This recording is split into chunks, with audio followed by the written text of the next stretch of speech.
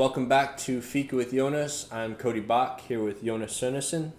Hey guys, thank you all for watching last episode. We had almost 100,000 views, and we can't thank you all enough for watching it. And a lot of you have been asking questions and commenting, and you really wanted to know and have a segment on horse health. Horse health is an interesting topic, one that I'm constantly learning, and with that said, the thing that we're about to discuss today is my opinion that works for me. So I don't know if it's going to work for anybody else, but that's what works for me. And I also think it's important that I'm saying that I've not been endorsed or paid by anybody to say anything about their products. Yep, very important that you know that. And you use these products on a daily basis. That's right. Awesome. Well, let's start off with a basic question. What do you feed your horses? So we feed sweet feed from Hallway Feed. It's called Race 13. Then we feed hay cubes and we feed hay. Do you have any general supplement or supplements that all your horses receive? So we feed Golden Growth to all our horses, and I like to feed the Golden Growth because it helps with their muscle tones. And I believe in Golden Growth so much that I'm actually a distributor here in New Jersey for it. Then we feed white loose salt, and we feed them ground flaxseed to help with their hair coats. And then I have my own formula vitamins that we also feed them.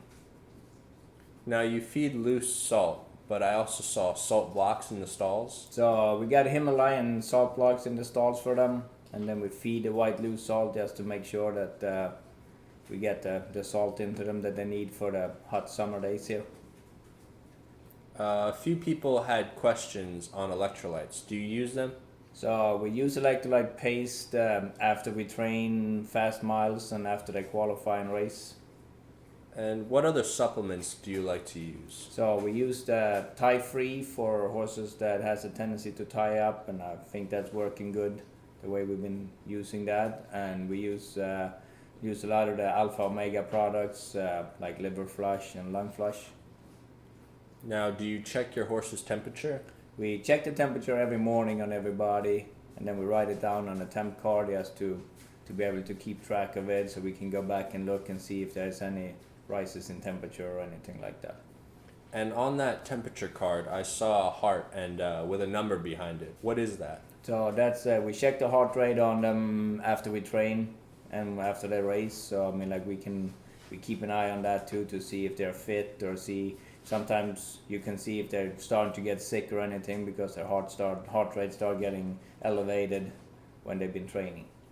Speaking of training, if a horse doesn't train well, what do you do? So if they don't train good, we go over them, we flex them, and with the flexing, we flex their joints for a minute, and then we run them off and to try to determine on what joint they're sore in, and then we go from there of what to do with it. What other non-invasive ways do you help your horses? So we got a laser that we use that just actually brings blood circulation to the area that you're using it on.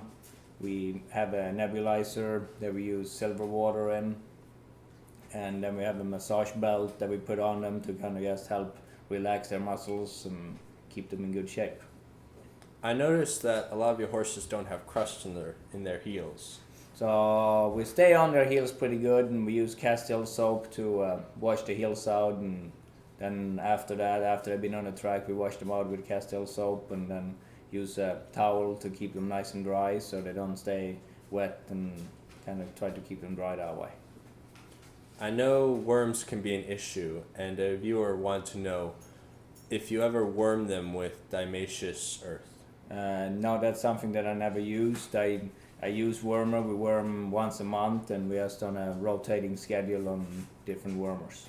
Now, I know I hate going to the dentist personally, but do your horses have a dentist as well? Yes, we do have a dentist that comes in a couple of times a year, and he comes in right after we get the babies home from the sale pretty much, and he looks at them and pulls their wool teeth out, and then he floats them, and then he comes back a couple of times during the racing season to make sure everything is okay. Now, this is a lot of information, obviously, that has to be recorded. How do you keep track of all this? So we got a computer program called Stable Secretary that's working really good actually, because I can get to it anywhere. I can get to it on my phone, and we have the main base computer in the barn. So like it's a very good program to use. Now, we had a question from Bill wanting to know, how do you deal with splints and can they be avoided?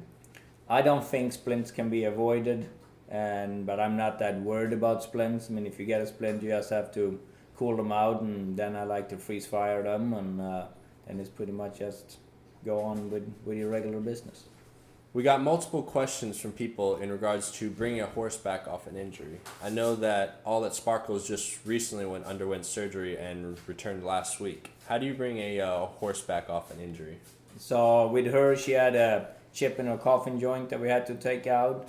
So I mean, we went to Dr. Patty Hogan, took the chip out, and then she recommended us to give her 2 weeks of stall rest and then a week of hand walk, and then she got back jogging for 2 weeks, and then we got her back going. But it's different from every horse, so I mean, you should really listen to what your veterinarian says, and listen to your horse when it's ready to go. Like Sparkles was raised ready when she went in, so it didn't take her long to bring her back.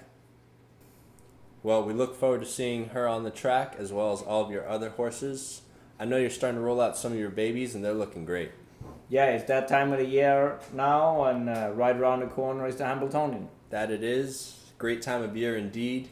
And don't forget to look us up, Team JC Stable, on Facebook or Twitter, and email us or write down any comments or questions that you have for the next episode. And thank you for watching.